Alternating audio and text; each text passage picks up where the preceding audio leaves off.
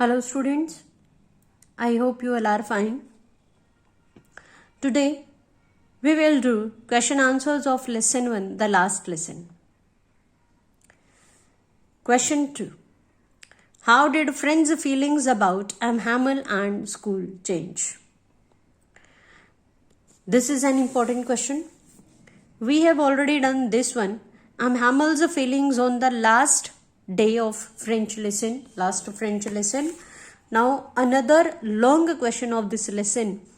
How did friends feeling about Hamel and school change? Frequently asked question. French की feelings कैसे change हुई हैमल और school के लिए, या in other words character sketch of French. French के बारे में अब हमें फीलिंग्स कैसे चेंज हुई बताने के लिए पहले में ये भी बताना होगा कि पहले फीलिंग्स क्या थी.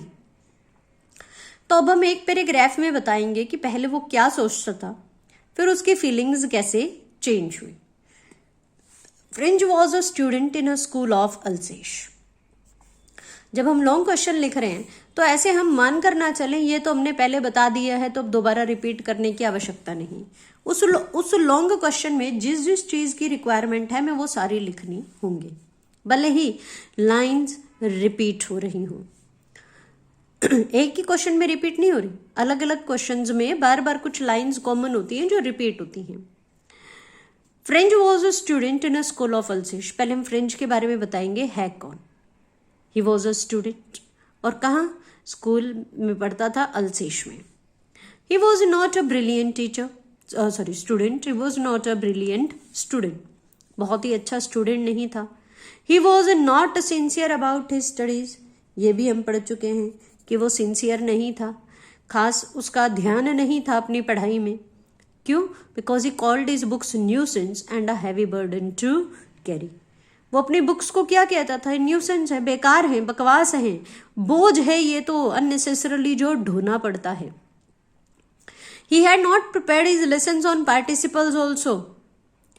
उसने आज अपना लेसन भी प्रिपेयर नहीं किया था. उसके टीचर ने उसे लेसन दिया था पार्टिसिपल्स पर प्रिपेयर करने के लिए. ग्रामर का एक टॉपिक होता है. आज टीचर उससे वही सवाल करने वाले थे क्लास से पार्टिसिपल्स के बारे में, but he had not prepared his lesson. He was afraid of Hamel's terrible iron ruler. साथ साथ क्या कहता है? उसे डर लगता है. किससे? Hamel's iron ruler, जो उनके पास स्केल था उससे. और टेरिबल वो उसे कहता है भयंकर, भयानक. अब हमने एक पैराग्राफ में बता दिया कि फ्रेंच किस तरह का विद्यार्थी है. सिंसियर नहीं है, पढ़ने में मन नहीं लगता, किताबें तो बोझ लगती हैं, पढ़ाई करता ही नहीं है. अब हम बताएंगे उसकी फीलिंग्स चेंज कैसे हुई. Friends, feeling for Hamel and school changed when the order from Berlin arrived to teach only German in the schools of Alsace. अब फ्रेंच की फीलिंग्स कब चेंज हुई? Hamel और स्कूल दोनों के लिए चेंज हो गई जब बर्लिन से एक ऑर्डर आया. खास इसमें क्या ध्यान रखना है हमें, मेन लाइन है कि जब ऑर्डर आया बर्लिन से to teach only German in the schools of Alsace. This is the line which is going to be repeated again and again in this lesson. Almost all the questions will have this line. To teach, the order from Berlin arrived to teach only German in the schools of Alsace. German का जी हर जगह capital होगा. अल्सेश के सभी schools में German language पढ़ाई जाएगी. He suddenly developed a newfound love for his language. और अचानक से उसके मन में अपनी लैंग्वेज के लिए बहुत सारा प्यार उमड़ आया, अपनी भाषा के लिए. क्योंकि जब हम किसी चीज से सेपरेट हो रहे हों, अलग हो रहे हों, हमें उससे पहले उसकी वैल्यू शायद ही समझ में आती है, लेकिन जब हमसे कोई चीज बिछुड़ जाती है तब हमें उसकी वैल्यू ज्यादा पता लगती है. तो जैसे ही उसे पता लगा कि वो अपनी इन किताबों से, अपनी फ्रेंच लैंग्वेज से सदा के लिए दूर हो जाएगा, तो अचानक उसके मन में अपनी भाषा के लिए प्यार उमड़ आया. He felt bad for his teacher. और फिर जब ये सोचा कि Hamel भी तो यहाँ से चले जाएंगे, उसे बहुत बुरा लगा. ही forgot about his terrible iron ruler. जिसे थोड़ी देर पहले वो क्या कह रहा था, उसे बहुत डर लगता है उस आयरन रूलर से.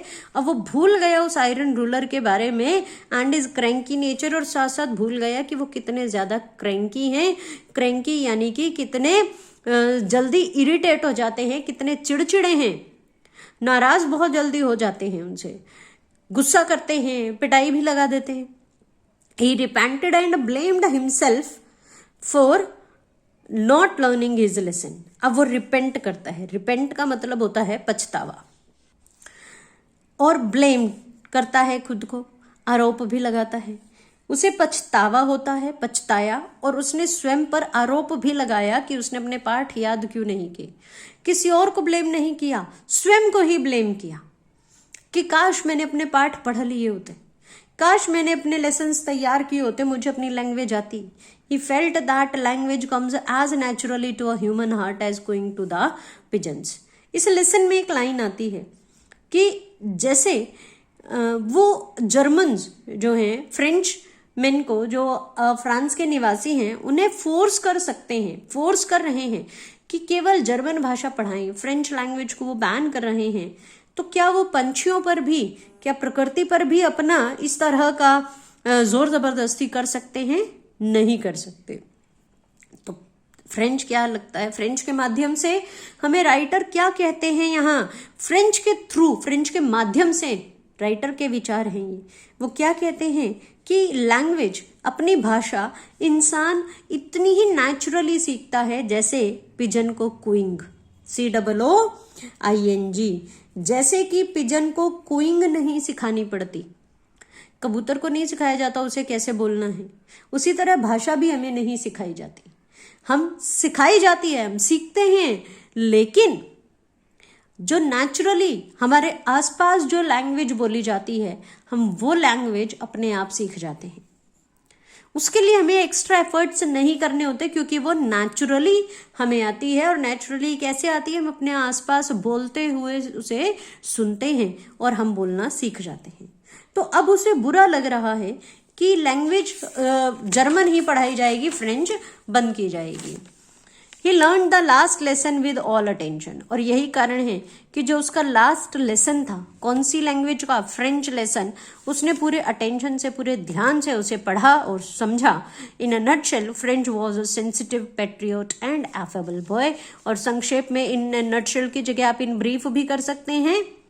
फ्रेंच वॉज अ सेंसिटिव, बहुत ही संवेदनशील, यानी चीजों, भावुक कह सकते हैं, भावुक तो नहीं, यानी चीजों पर सोच विचार करने वाला। पैट्रियोट, देशभक्त, और एफेबल, प्यारा। संवेदनशील, देशभक्त और प्यारा लड़का है जिसे अपनी भाषा से प्यार है। भले ही वो बहुत अच्छा स्टूडेंट नहीं है, लेकिन उसे अपनी भाषा से बहुत ज्यादा प्यार है, बहुत ज्यादा लगाव है। ये था आपका क्वेश्चन। या तो आप इसे कैरेक्टर स्केच कह सकते हैं, या आप इसे ये भी कह सकते हैं कि एम हैमल फ्रेंच की फीलिंग्स स्कूल के लिए और एम हैमल के लिए कैसे बदल गई। अब मैं आपको एक दो शॉर्ट क्वेश्चंस करा रही हूं। देखें, जहां आपका लेसन है उसमें बीच में थिंक एज यू रीड दिया हुआ है। थिंक एज यू रीड का पहला क्वेश्चन है, what was Franz expected to be prepared with for school that day. ये हम कई बार कर चुके हैं अभी। Franz was expected to be prepared for rules of participle. अब मैं आपको इसके क्वेश्चंस और बता रही हूं। देखें, अब आप इसमें इस क्वेश्चन को आप और करके लिखना, why was French afraid that day, क्योंकि ये क्वेश्चन बार बार पूछा जाता है। और करके किसके साथ लिखेंगे, थिंक एज यू रीड का क्वेश्चन नंबर 1, वट वॉज